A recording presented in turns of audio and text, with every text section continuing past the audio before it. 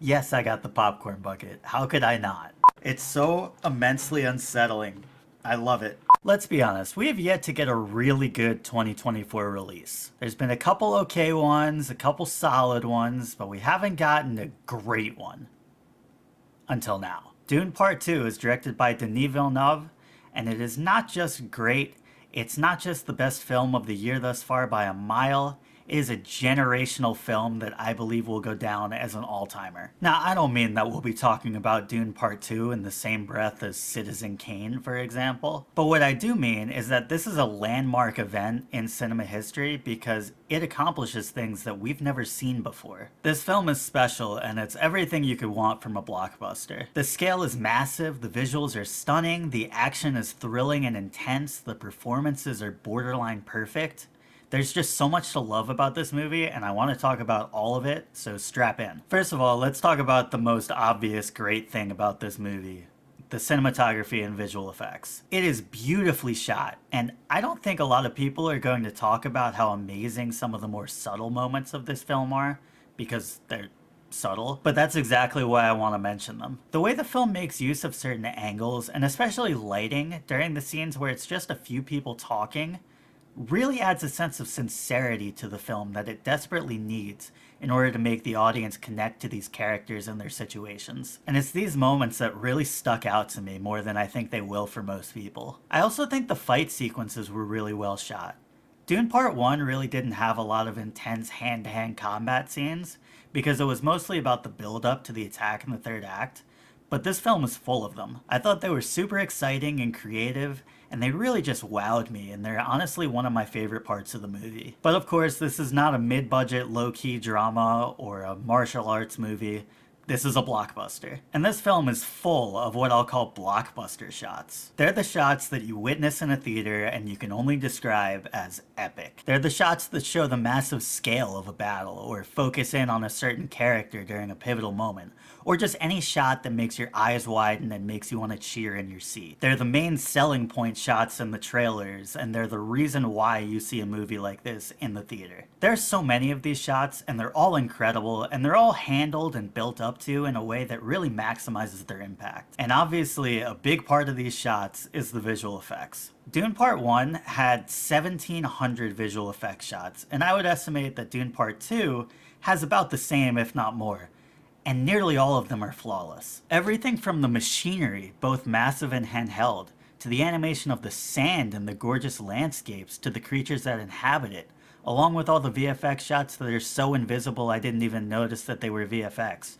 are so well done and fully immerse the viewer into this world. I feel like a lot of the time we tend to take blockbuster visual effects for granted, and most big budget movies have effects that we really don't pay attention to unless something truly repulsive or jaw-droppingly beautiful comes around, and then we can't stop talking about it. And just like with Part 1, this film is very much in the latter category. The various VFX studios that were handed this massive undertaking deserve a lot of credit here. But in addition to the visuals, everything else about the film at a technical level is perfect. Hans Zimmer's score does exactly what you want a score to do. It heightens the intensity when the film calls for it while also fading into the background during the film's quieter moments. It just captures and enhances the tone throughout the film. I also think the distinct sound that the score is going for is so fitting for the setting of the film. It really encapsulates the feel of this futuristic dystopian world. The sound design of the film is so crisp and satisfying. The ships and the landing of blows during fights and the explosions and the wind blowing the sand all sound so good.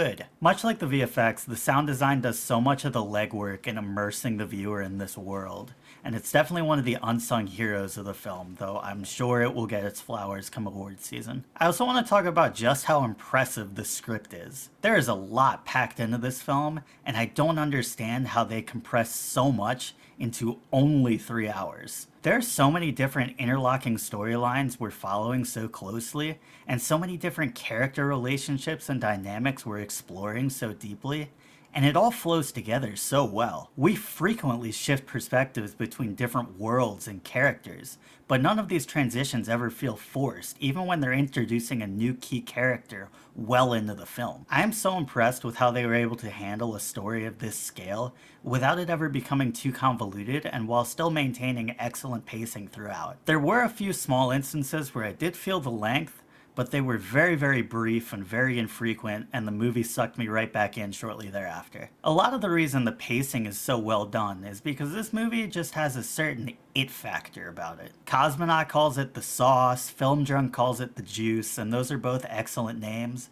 But what they essentially mean is that this film just has a certain energy to it. Like, watching it leaves you with a palpable buzz that sticks with you well after you leave the theater. Every bit of the extensive build up to the finale and the finale itself are just so thrilling and memorable, and they kept my eyes glued to the screen. And I haven't even talked about the performances yet. Of course the performances were exceptional across the board. It almost goes without saying that a movie this great needs great performances from everyone involved. With that said though, there are some that stuck out to me. Let's start with a couple of the minor characters. Now, they're not minor in the traditional sense, they still have very significant roles and they're well fleshed out due to the aforementioned massive scale of the movie.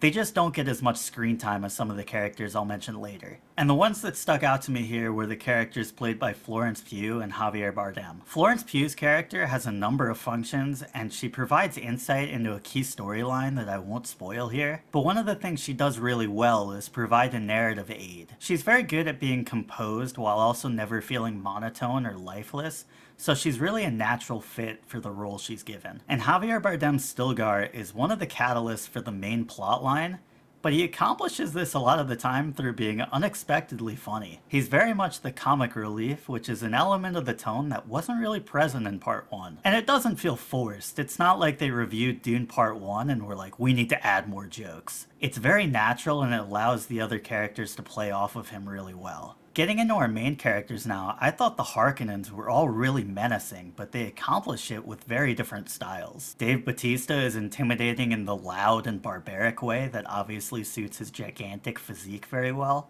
and he's very good at that. But he also gets a lot of quiet, subtle moments that allow him to showcase just how talented he really is. And it's these moments that allow us to gain a deeper understanding of his character and his motivations and emotions, which he communicates so quietly but so effectively. On the flip side, there's Stellan Skarsgård, who's scary in a more calm, calculated way, like any character Giancarlo Esposito has played in recent memory. He's very reserved, but at the same time you can tell how powerful and intimidating he is, just by the way other characters react to him. But he obviously needs to be convincing as well, which he definitely is. And then there's Austin Butler, who is just a straight psychopath. He is so unpredictable and capable of anything, and you really get the feeling that not only does he not value anyone's life besides his own, he genuinely enjoys taking lives. And he has to be one of the most talented actors at manipulating his voice.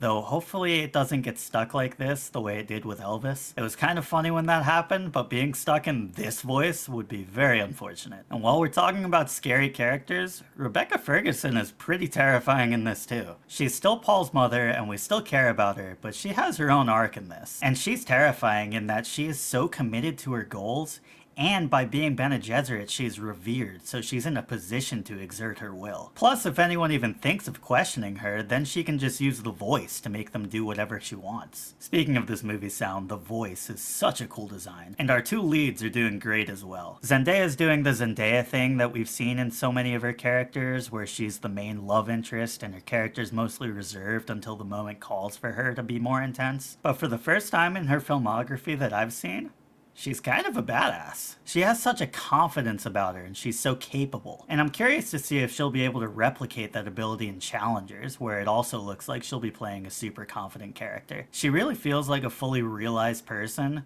which is in stark contrast to the other blockbuster series where she plays the main love interest, as much as I enjoy the MCU Spider-Man films. And of course, Paul Atreides himself, Timothée Chalamet. We already know how great he is at acting with his eyes and giving these more low-key performances, but like with Zendaya, he's asked to tap into an ability that he really hasn't showcased previously, and that's being this inspirational leadership figure. He has to learn to be this galvanizing force, and at first I wasn't really into it. But there comes a point in this movie where he just full sends it, and I completely bought in. I mentioned earlier that this movie is full of blockbuster shots and other moments that give it a special kind of energy, and a lot of these shots and moments are in the scenes where he's allowed to be this charismatic leader. It's these moments where his performance really took hold for me and he became Paul Atreides. People talk about how certain actors who play iconic characters are so perfect in their roles that their names become synonymous with those characters. Characters like Robert Downey Jr.'s Iron Man or Margot Robbie's Harley Quinn. Or even more recently, you can throw Robbie and Gosling's Barbie and Ken into that conversation. And although in part 1 Chalamet gave a great performance, he didn't really do anything that I thought set him apart from any other great actor that they could have cast in this role. I never had the feeling that he is Paul Atreides.